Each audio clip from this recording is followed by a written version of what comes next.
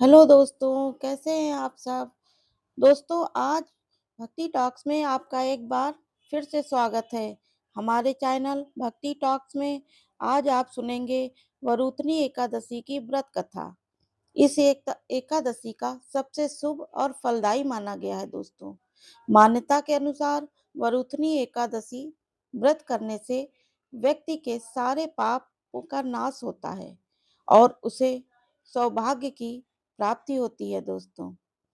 हिंदू धर्म शास्त्रों के अनुसार जो व्यक्ति वरुथनी एकादशी का व्रत पूरे मन श्रद्धा भाव से करता है उसे वैकुंठ की लोक की प्राप्ति होती है दोस्तों। और पूरे विधि विधान से वरुथनी एकादशी करने वाले व्यक्ति के सारे पाप नष्ट हो जाते हैं। आइए अब सुनते हैं वरुथनी एकादशी की व्रत कथा। तो दोस्तों, प्राचीन समय में मागध नाम का एक राजा नर्मदा नदी के तट पर राज्य करता था। वह अत्यंत दानी और तपस्वी था। राजा हमेशा धार्मिक कार्यों और पूजा पाठ में लीन रहता था दोस्तों।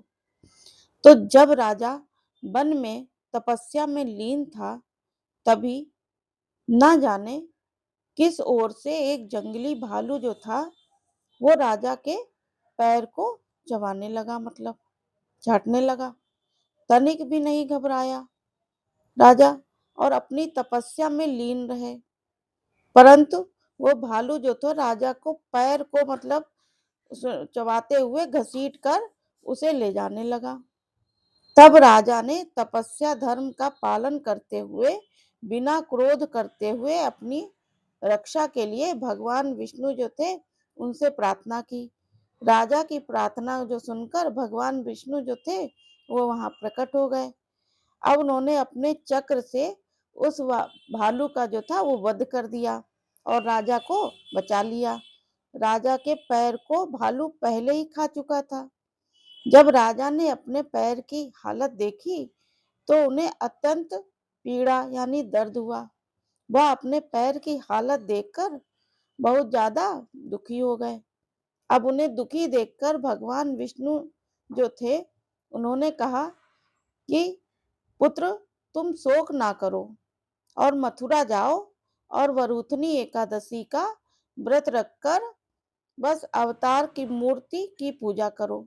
मेरे मेरे जो 12 अवतार हैं उनकी पूजा करो और फिर संपूर्ण अंगों वाले तुम पूरा मतलब तुम्हारा सब सही हो जाएगा।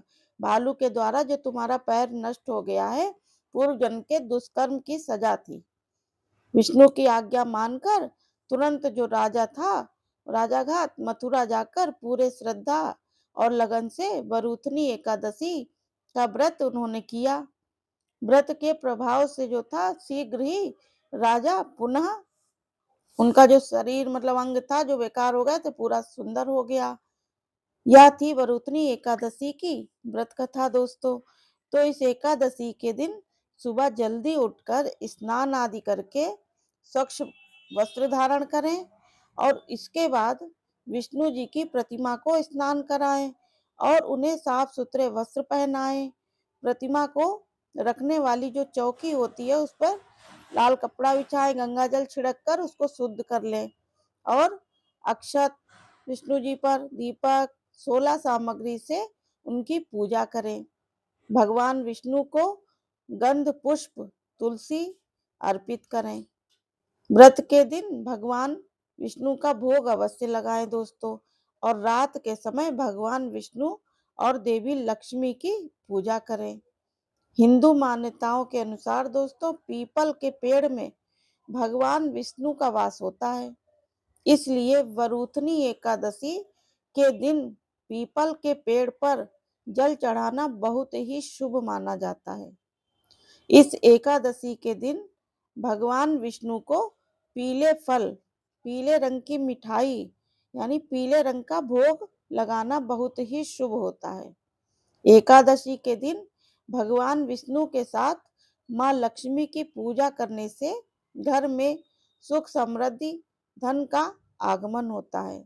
जो भी व्यक्ति ये वरुथनी एकादशी का व्रत पूरे मन और श्रद्धा से करता है उसे मोक्ष की प्राप्ति होती है दोस्तों।